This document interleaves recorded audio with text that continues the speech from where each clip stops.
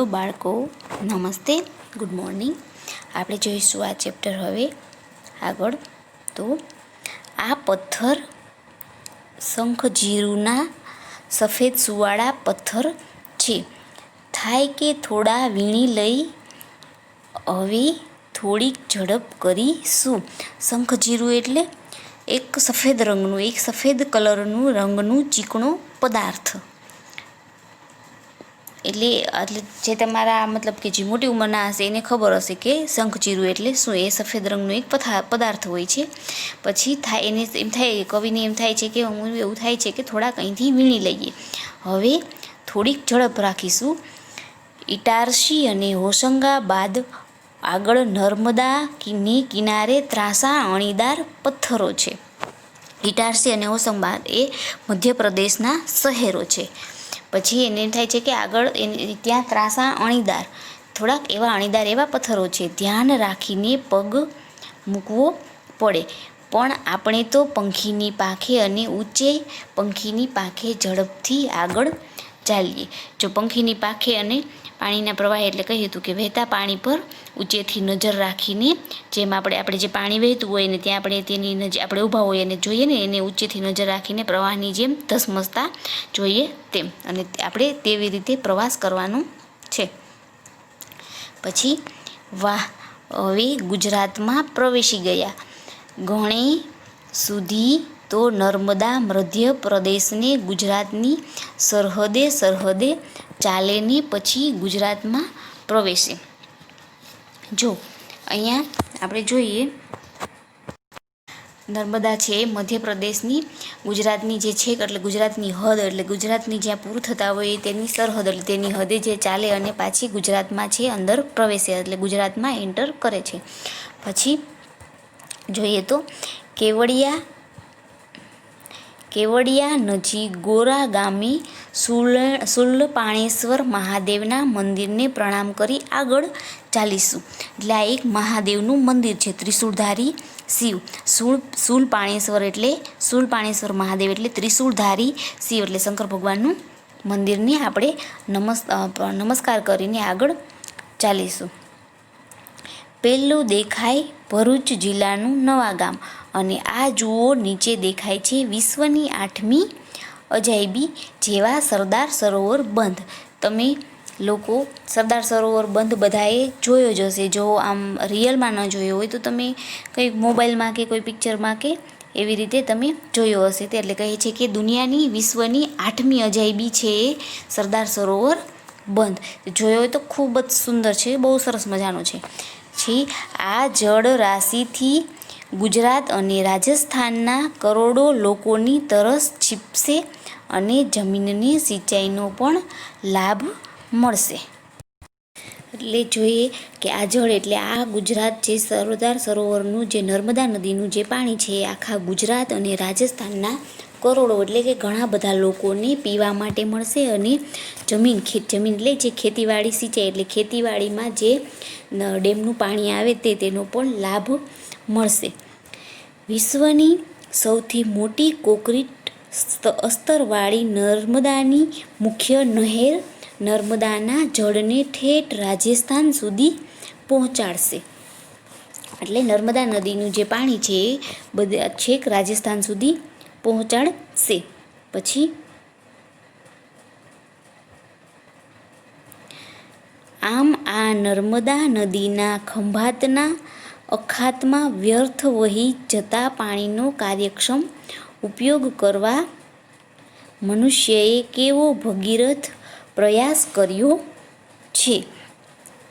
એ કહે છે કે જે ખંભાતનું જે અખાત એટલે કે જે ખંભાત જે છે ગામ સિટી છે એમાં જે અખાતમાં જે વ્યર્થ પાણી જાય છે, એટલે કે જે પાણીનું એમને વહી જાય છે, જેનો કંઈ પણ ઉપયોગ ન થતો, એ પાણીનો તેને કાર્યક્ષમ એટલે કે તેનો ખૂબ એવો ઉપયોગ કરી મનુષ્ય જે લોકોએ તેનો ભગીરથ પ્રયાસ કર્યો છે. એટલે તેનું ખૂબ જ પાણીનો ખૂબ જ ઉપયોગી થાય એવો પ્રયત્ન કર્યો છે. નમામિ દેવી નર્મદે એટલે કે હે દેવી નર્મદા, અમે તમને નમસ્કાર કરીએ છીએ.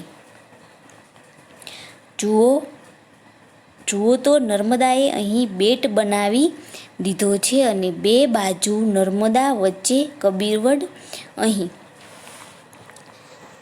હવે જોઈએ તો બેટ એટલે નદી કે દરિયામાં વચ્ચે આવેલો જમીનનો ભાગ.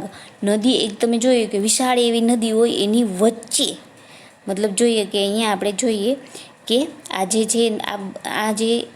છે એમને વધારાની જગ્યા છે ને અહીંયા જે છે એ પાણી છે. જો તમને દેખાય છે કે આ જે છે એ પાણી છે, એટલે કે બધી ફરતી કોર પાણી હોય અને વચ્ચે એમને જમીન હોય, તેને કહેવાય બેટ. એ બેટને શું કહે છે? બંને બાજુએ નર્મદા, વચ્ચે કબીરવડ છે. અહીં નર્મદા મૈયા શાંત છે. જો શું કહે છે કે અહીંયા નર્મદાના નીર છે એકદમ શાંત છે. વર્ષોથી વડવાઈઓ ફેલાવીને વડ અહીં વડદાદા બની ગયા છે. જાણે વડનું નાનું સરખું વન જોઈ લો. તમને અહીંયા પિક્ચરમાં દેખાય છે, જો લાગે છે ને વન જેવું છે, એ આ કબીરવડ છે. તે અત્યારે વડદાદા બની ગયા છે. પછી કવિ નર્મદે તો વળી ગાયેલું, ભૂરો ભાસ્યો ઝાંખો દૂરથી ધુમ્મસે પહાડ સરખો. એટલે કે જ્યારે ધુમ્મસ હોય ત્યારે જે આ પહાડ છે એકદમ ભૂરો દેખાય છે અને ઝાંખો પહાડ જેવો દેખાય છે. પછી ધુમ્મસમાં ભૂરો ને ઝાંખો પહાડ જેવો દેખાય છે. થાય છે કે અહીં રમવા રોકાઈ જઈએ, પણ વડદાદા આગળ શાંત ને આજ્ઞાનિત નર્મદા મૈયા આપણને લાડથી જાણે કહે છે, બહુ સમય થઈ ગયો છે, સ્નાન કરીને આગળ વધો. જો આપણને આ જગ્યા આપણે જોઈએ તો આપણને પણ એમ થાય છે કે રમવાનું છે એ મન થઈ જાય છે, પણ નર્મદા આજ્ઞાનિક એટલે એ આપણને કહે છે કે જાણે નર્મદા મૈયા આપણને એવું કહે છે કે લાડ પ્યારથી તમે અહીંયા ઘણા સમયથી રમો છો અને સ્નાન કરીને ત્યાંથી આગળ છે એ વધો.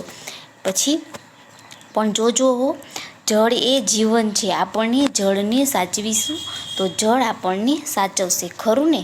જો કહે છે કે જળ એ આપણું જીવન છે. જોયું, જળ એટલે પાણી વગર આપણે જીવી શકતા નથી. હજી આપણને ભોજન વગર 1-2 દિવસ ચાલશે, પણ પાણી વગર આપણે થોડી વાર એક ટક એટલે મતલબ કે એક દિવસ અથવા તો સવારથી બપોર સુધી પણ આપણે રહી શકતા નથી. એટલે કહે છે કે જો પાણીને આપણે સાચવશું તો પાણી પણ આપણને સાચવશે, ખરું એટલે સાચું ને? તો આપણે ચાલીએ બેટને સામે છેડે ઉપર શુક્લ તીર્થ આગળ કુદરતનું એક બીજું સુંદર તીર્થ છે. શુક્લ તીર્થ એટલે નર્મદા નદીના જે કિનારે આવેલું પ્રાચીન એટલે કે પહેલાંનું તીર્થ, એક એવું મંદિર છે અને એ કુદરતનું એક બીજું સુંદર તીર્થ છે. અહીંથી આગળ ભરૂચ નજીક હવે નર્મદા સાગરને મળશે. એમ કહે છે કે અહીંથી થોડીક આગળ ભરૂચ જે શહેર છે તેમના નજીક હવે નર્મદા નદી છે સાગરને મળે છે, સાગરમાં સમાઈ જાય છે. એટલે કે સાગર અને નદી બંને એક પ્રવાહે વહી જાય છે, એટલે કે નર્મદા છે એ સાગરમાં રૂપાંતર થઈ જાય છે. દરેક નદી છેવટે સાગરને જ મળે ને. કેટલું બધું કૂદતી ને દોડતી નર્મદા અહીં ધીમીએ પડે છે. જે આપણે જોયું કે અમુક જગ્યાએ નર્મદા શાંત છે, અમુક જગ્યાએ કૂદતી ઉછળતી છે. એટલે કહે છે કે કેટલી બધી કૂદતી નર્મદા નદી સાગરને મળતા જ શાંત અહીં ધીમી પડી જાય છે. પણ નર્મદા બીજી નદીઓ જેટલી ધીમી તો પડે જ શાની? કહે છે પણ નર્મદા તો નર્મદા પણ બીજી નદી જેવી શાંત ન પડે. સાગરમાંય દૂર સુધી પોતાનો ચિલ્લો કરતી ઘસે છે ને પછી જ તેમાં ભળી જાય છે. સાગરમાંય કહે છે કે જે સમુદ્ર છે તેમાં પણ દૂર સુધી આપણે જોઈએ કે આપણે નદી હોય છે તેમાં કંઈક એવી મતલબ કંઈક પ્રસરે એવી વસ્તુ, મતલબ કે ફોર એક્ઝામ્પલ કે જો સમુદ્ર કંઈક નદી હોય તો આપણે એમાં છે કંઈક એવું પદાર્થ નાખીએ, મતલબ જે આપણે રેડ કલરનું જે આ કંકુ આવે છે એ નાખીએ તો થોડે સુધી તો એ એમનેમ જ ચાલે ને, અને પછી આગળ જતાં એ થોડોક ટાઈમ થાય, આગળ જતાં તે પાણીમાં એક સરખો થઈ જાય છે, એટલે આપણને એ જોવા મળતું નથી. એમ પણ નર્મદા નદી કેટલે સુધી પોતાનો ચીલો એટલે કે નર્મદા ક્યાં સુધી આમ ચાલી જતી હોય તેવું લાગે છે, પછી તે સાગરમાં ભળી જાય છે. આવી નર્મદા આપણી લોકમાતા છે, ગુજરાતની મોટી ને સુંદર નદી છે, આપણી આશા છે એ જીવાદોરી છે. જીવાદોરી એટલે જીવનનો આધાર હોવો. નર્મદા નદી પર આપણો જીવનનો આધાર છે. તમને થાય છે ને કે મોટા થઈશું ત્યારે સગી આંખે ને થનગણતા પગે જાતે જ નર્મદાનો પ્રવાસ કરીશું. તમને આ ચેપ્ટરને સાંભળ્યા બાદ તમને પણ જે ન ગયા હોય એમને પણ એવું થતું હશે ને કે આપણે સગી આંખે એટલે કે આપણે સગી આંખે એટલે કે આપણી જઈને પોતાની આંખે આ બધું જોશું, અને થનગણતા એટલે કે આપણે આપણા ચાલતા પગે ખૂબ ઉલ્લાસથી, ખૂબ જૂનૂનથી ત્યાં આપણે નર્મદાનો પ્રવાસ કરીશું.